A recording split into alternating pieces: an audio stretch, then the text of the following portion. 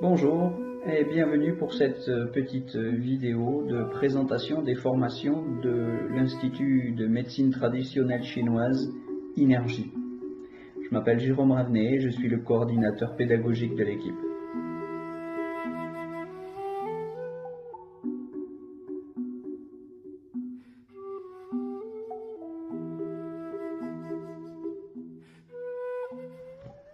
Bien, nous enseignons tous les aspects de la médecine traditionnelle chinoise, avec des accommodements pour certains. Je pense notamment à l'acupuncture, pour des raisons de confort, si vous voulez, vis-à-vis de la législation française, ce qui n'empêche pas nos étudiants d'aller faire des compléments de formation en Chine, dans des centres spécialisés. Je pense notamment à l'Institut du général Wang Sujian, dans lequel nous pouvons effectivement en Chine donc, pratiquer aussi l'acupuncture. Mais l'essentiel de la formation en France consiste donc d'abord dans l'apprentissage de la théorie fondamentale, pour acquérir les bases théoriques solides, relativement à un corpus de textes qui fait maintenant autorité. Je vous renvoie à la bibliographie qui se trouve sur le site inergie.fr dans l'espace élèves. Vous trouverez une bibliographie complète des ouvrages qui nous servent de référence. Évidemment, nous enseignons aussi la médecine manuelle dans ses aspects yin et yang, c'est-à-dire le tuina, massage et mobilisation, massage énergétique chinois et mobilisation, et le yin tuina, ce qu'on appelle aussi wei qi liu fa, c'est-à-dire les techniques de projection énergétique qui font partie de l'enseignement classique de la MTC et qui est trop rarement enseigné dans les grands instituts de médecine chinoise en Occident et en France en particulier. Nous pratiquons la pharmacopée chinoise, le Qi Neizang, le massage viscéral chinois, et évidemment, nous insistons sur la diététique. Je dis évidemment parce que j'ai dit tout à l'heure que nous enseignions tous les aspects de la médecine traditionnelle chinoise, et c'est un petit peu sous forme de boutade ou de critique, puisque la diététique est très rarement enseignée dans les instituts de médecine traditionnelle chinoise, de même que le Qigong, qui fait partie des outils avec la diététique, qui doit servir à tout praticien, à tout thérapeute, à se soigner lui-même au quotidien. Les questions d'hygiène de vie sont absolument fondamentales. Il est écrit dans le Huangdi Neijing que c'est essentiellement par l'hygiène de vie, c'est-à-dire son rapport quotidien au corps et à l'esprit, que le thérapeute se soigne lui-même et soigne d'abord ses patients. C'est seulement, dit le Huangdi Neijing, dans la mesure où ces corrections diététiques, c'est-à-dire ces corrections d'hygiène de vie échouent, qu'il aura recours progressivement au massage, puis éventuellement à l'acupuncture, et si tout échoue, seulement enfin à la pharmacopée. Aujourd'hui, nous marchons un peu sur la tête, puisque cet ordre des priorités est volontiers renversé, et nous proposons au sein de la formation INERGIE de reprendre les choses dans l'ordre, de nous soigner nous-mêmes et de soigner nos patients en rétablissant cette hiérarchie, et c'est la raison pour laquelle vous verrez que nous proposons des modules de formation au Qigong et des ateliers de diététique, des ateliers pratiques en plus des cours théoriques, et même des semaines de jeûne avec des retraites d'1 jour, de 3 jours ou de 6 jours, d'initiation aux différentes techniques du jeûne dans la perspective de la tradition taoïste. Donc, malgré tout, et quoi qu'en disent les demi-savants de certains instituts de médecine chinoise qui considèrent que le jeûne est une technique en contradiction avec les outils de la MTC.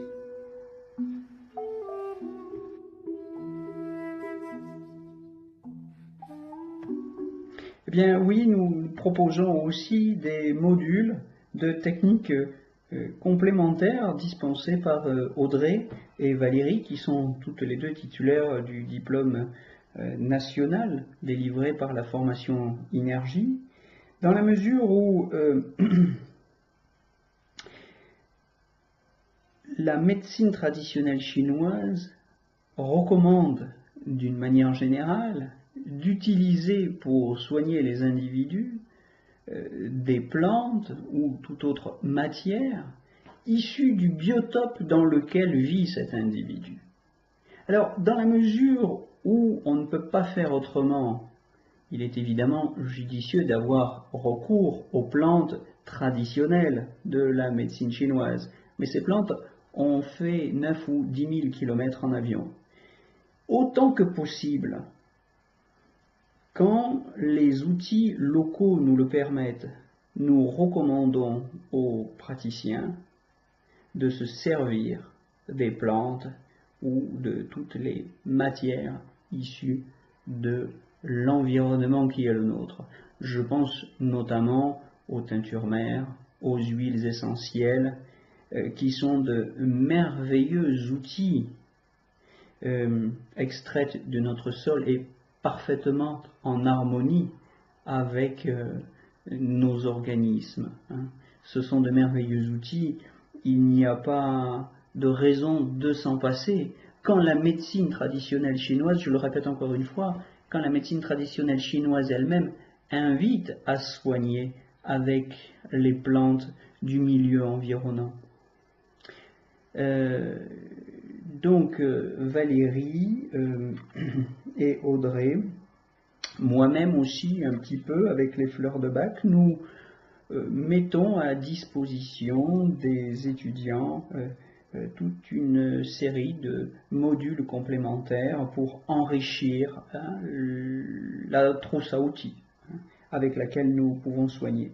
Gémothérapie aussi, bien sûr, des cours de digitoponcture, faute d'utiliser les aiguilles, réflexologie plantaire, auriculothérapie, ventouse, et ce travail qui est relativement décalé par rapport aux programmes officiels des universités chinoises, dans lesquelles évidemment on n'enseigne pas les huiles essentielles ou les fleurs de bac, est pourtant salué par certaines autorités chinoises, puisque c'est l'originalité de ce travail et de ces recherches qu'a voulu saluer ou féliciter le général Wang Sujian en 2015 en nous attribuant au nom de la Croix-Rouge internationale, dont il est le représentant à Pékin, la médaille d'honneur pour ses recherches et l'originalité de nos efforts pour adapter la médecine chinoise à son contexte occidental, sans en trahir l'esprit.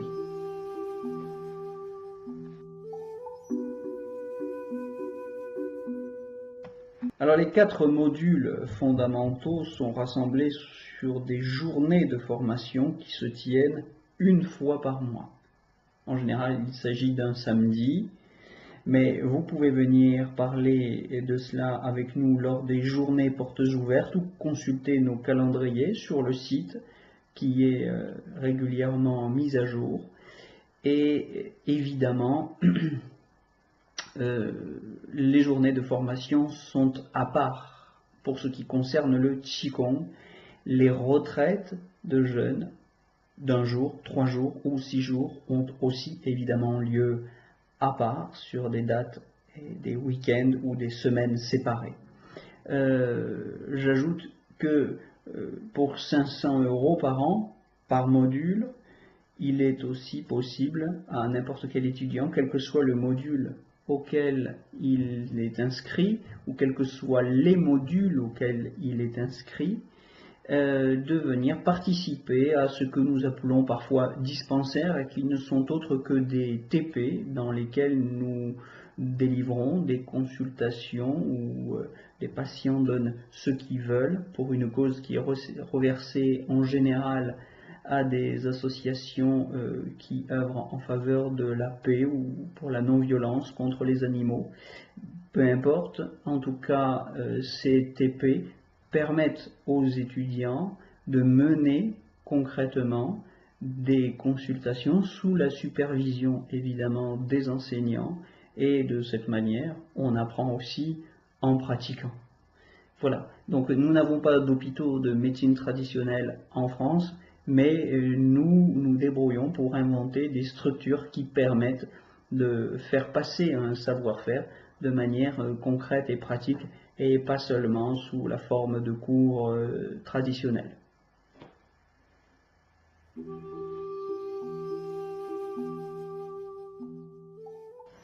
Alors, l'esprit de la formation énergie, je dirais que c'est trois choses. D'abord, le respect d'une tradition, la tradition chinoise. Mais c'est en même temps aussi l'exercice critique du jugement.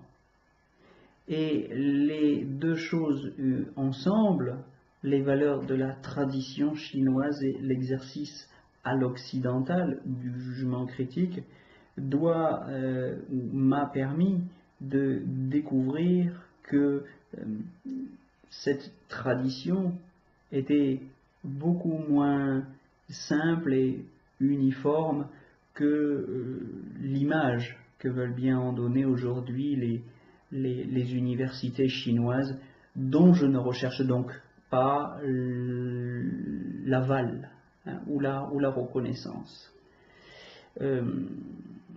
Je suis agrégé de philosophie et docteur en sinologie de l'Institut Paris 7 pour une thèse que j'ai soutenue en 2001 avec un grand sinologue français à l'époque, François Julien.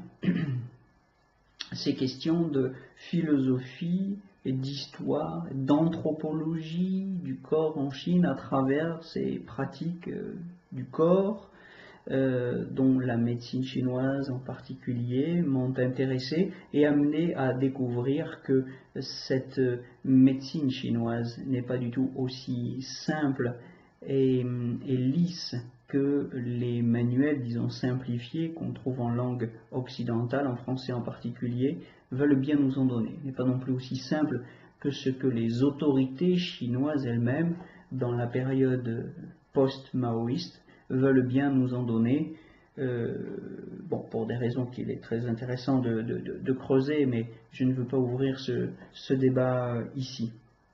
Donc je crois qu'on peut à la fois étudier une tradition et la pratiquer respectueusement sans néanmoins se soumettre, disons, à des idées reçues ou à des idées simplifiées qui sont colportées par bien trop d'instituts de médecine chinoise, bien trop de manuels de vulgarisation publiés en langue française. Le dernier point qui caractérise les formations énergie, c'est l'esprit de la bienveillance, l'éthique de la bienveillance. J'ai parlé des dispensaires tout à l'heure dans lesquels nous recevons régulièrement toutes sortes de personnes qui sont ou sceptiques à l'égard de la médecine chinoise ou tout simplement n'ont pas les moyens de payer le prix d'une consultation ordinaire. Nous pratiquons dans l'esprit et les tarifs d'une association. Les gens qui viennent en consultation lors des TP ne donnent que ce qu'ils veulent et l'argent est reversé à des instituts qui œuvrent, des associations qui œuvrent pour la non-violence, notamment contre les animaux. Ce qui est l'occasion de dire, de préciser que l'Institut Énergie est le seul institut de médecine chinoise, à ma connaissance et à ce jour, qui respecte une charte végane. Donc dans cet esprit de la non-violence et de la bienveillance, nous avons le souci d'informer nos étudiants sur les produits d'origine animale et les alternatives qui s'offrent à nous pour pratiquer cette médecine avec la même efficacité, mais sans exercer de violence contre qui que ce soit.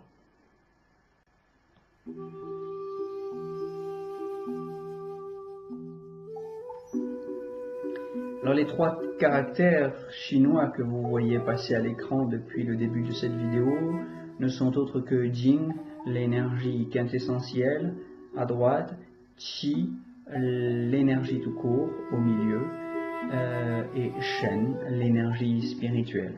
Alors c'est en vous souhaitant beaucoup d'énergie et de belles transmutations pour une vie pleine d'énergie que je vous donne rendez-vous lors de notre prochaine journée portes ouvertes qui se tiendra ici au 143 route des Oliviers, à La Phare les Oliviers dans les Bouches-du-Rhône. Et je vous souhaite d'ici là de bonnes vacances et de bonnes lectures. À très bientôt. Prenez bien soin de vous. À très bientôt.